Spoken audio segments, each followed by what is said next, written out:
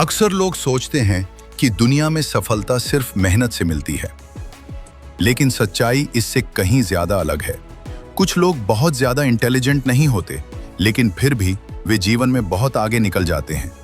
और कुछ लोग बहुत टैलेंटेड होते हुए भी दूसरों के कंट्रोल में जीते रहते हैं। ऐसा क्यों? क्योंकि इस दुनिया में असली खेल टैलेंट का नहीं है, ये पावर का खेल है। और जो लोग पावर को समझ जाते हैं, वे सिर्फ अपनी जिंदगी नहीं बदलते, वे अक्सर दूसरों की जिंदगी भी कंट्रोल करने लगते हैं। आज हम समझेंगे पावर की डार्क साइकोलॉजी। बचपन से हमें एक कहानी सुनाई जाती है, अगर मेहनत करोगे, ईमानदार रहोगे और अच्छे इंसान बनोगे तो एक दिन सफलता मिल जाएगी।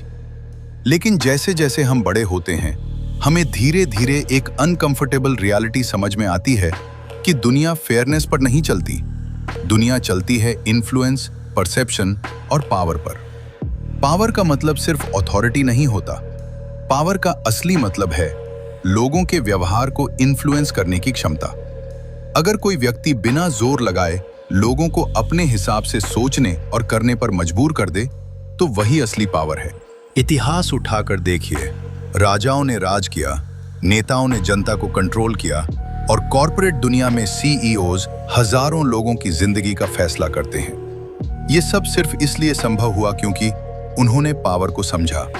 और जो लोग पावर को नहीं समझते, वे अक्सर दूसरों के खेल का हिस्सा बन जाते हैं। और सबसे खतरनाक पावर वो नहीं होती जो सबको दिखती है, सबसे खतरनाक पावर वो होती है जो छिपी हुई होती है। अक्सर असली कंट्रोल उस इंसान के पास नहीं होता जो सामने दिख रहा है, बल्कि उसके पास होता है जो पर्दे के पीछे बैठा है। इतिहास में कई बार ऐसा हुआ है, राजा सिर्फ चेहरा था, लेकिन असली फैसले किसी और के होते थे। इसे कहते हैं इनविजिबल पावर। जो इंसान शैडो में रहते हुए परिस्थितियों को कंट्रोल कर सके, उसके पास सबसे ज्यादा ताकत होती है। अगर किसी व्यक्ति को लोग हाई स्टेटस मानते हैं, तो उसकी हर बात ज्यादा वेट कैरी करती है। और अगर किसी को लो स्टेटस माना जाता है, तो उसकी सही बात भी इग्नोर कर दी जाती है। यही साइकोलॉजिकल पावर है और ये हर जगह मौजूद है, ऑफिस में, सोशल सर्कल्स में, रिलेशनशिप्स में। और पावर अक्सर रियलिटी से नहीं, परसेप्शन से बनती है। लोग वही मानते हैं जो उन्हें दिखाई देता है। अगर किसी व्यक्ति को लोग पावरफुल मानते हैं, तो उसका इन्फ्लुएंस अपने आप बढ़ जाता है। यही कारण है कि लीडर्स हमेशा एक स्ट्रॉन्ग इमेज क्रिएट करते हैं। कॉन्फिडेंस, काम बिहेवियर और कंट्रोल्ड बॉडी लैंग्वेज, ये सब सिग्नल्स होते हैं साइकोलॉजिकल डोमिनेंस के।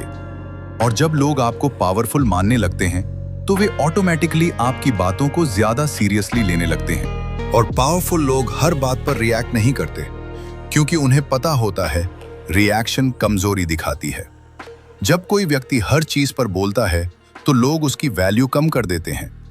लेकिन जब कोई व्यक्ति कम बोलता है और सिर्फ सही समय पर बोलता है, तो उसके शब्दों की ताकत कई गुना बढ़ जाती है। इसीलिए इतिहास में कई पावरफुल लीडर्स बहुत स्ट्रैटेजिक साइलेंस रखते थे। साइलेंस कभी कभी सबसे पावरफुल वेपन बन जाता है। और अब बात करते हैं सबसे खतरनाक पावर की, जो है इमोशंस कंट्रोल। और जैसा कि हम जानते हैं, इंसान लॉजिकल नहीं है, इंसान इमोशनल है। और जो व्यक्ति इमोशंस को कंट्रोल कर सकता है, वो लोगों को कंट्रोल कर सकता है। फियर, डिजायर, वैलिडेशन, बिलोंगिंग, ये 4 इमोशंस सबसे ज्यादा पावरफुल होते हैं। डार्क साइकोलॉजी में मैनिपुलेटर्स इन्हीं इमोशंस का इस्तेमाल करते हैं। वे लोगों को डराते हैं, उन्हें अप्रूवल का लालच देते हैं और फिर धीरे धीरे उनके डिसीजंस को कंट्रोल करने लगते हैं। इसलिए पावर को समझना जरूरी है, ताकि आप मैनिपुलेट होने से बच सकें। और पावर को बनाए रखने के लिए 2 इमोशंस सबसे ज्यादा काम करते हैं, फियर और रिस्पेक्ट। लेकिन इनके बीच बहुत पतली लाइन होती है। अगर लोग सिर्फ आपसे डरते हैं, तो वो मौका मिलते ही आपको गिरा देंगे। लेकिन अगर लोग आपकी रिस्पेक्ट भी करते हैं, तो आपकी पावर लंबे समय तक टिकती है। इसलिए सबसे पावरफुल लोग दोनों का बैलेंस बनाकर रखते हैं, क्योंकि लोग हमेशा काइंडनेस को रिस्पेक्ट नहीं करते, लेकिन लोग स्ट्रेंथ को रिस्पेक्ट करते हैं। अगर आप हमेशा लोगों को प्लीज करते रहेंगे, तो वे आपको यूज करेंगे। लेकिन अगर आप बाउंड्रीज सेट करते हैं, तो लोग ऑटोमेटिकली आपको सीरियसली लेने लगते हैं। यही कारण है कि पावरफुल लोग सबको खुश करने की कोशिश नहीं करते। वे जानते हैं रिस्पेक्ट कमाई जाती है, मांगी नहीं जाती। जैसा कि हम सोशल क्रीचर हैं, तो हम नेचुरली दूसरों की अप्रूवल चाहते हैं और इसी वीकनेस को बहुत से मैनिपुलेटर्स एक्सप्लॉइट करते हैं। वे ग्रुप प्रेशर क्रिएट करते हैं और धीरे धीरे लोग उस प्रेशर के आगे झुक जाते हैं। इसीलिए सोशल इन्फ्लुएंस पावर का एक बहुत बड़ा टूल है। और पावरफुल लोग हर किसी के साथ इमोशनली अटैच नहीं होते। वे स्ट्रैटेजिक डिस्टेंस रखते हैं, क्योंकि इमोशंस जजमेंट को कमजोर कर सकते हैं। जब आप बहुत ज्यादा अटैच्ड हो जाते हैं, तो लोग आपकी इमोशंस को यूज कर सकते हैं। इसीलिए हाई लेवल लीडर्स हमेशा कैलकुलेटेड रहते हैं। पावर एक टूल है, ये गुड भी हो सकती है और डेंजरस भी। जब पावर एथिकल लोगों के हाथ में होती है, तो वो प्रोग्रेस लाती है। लेकिन जब पावर मैनिपुलेटिव लोगों के हाथ में होती है, तो वो एक्सप्लॉयटेशन बन जाती है।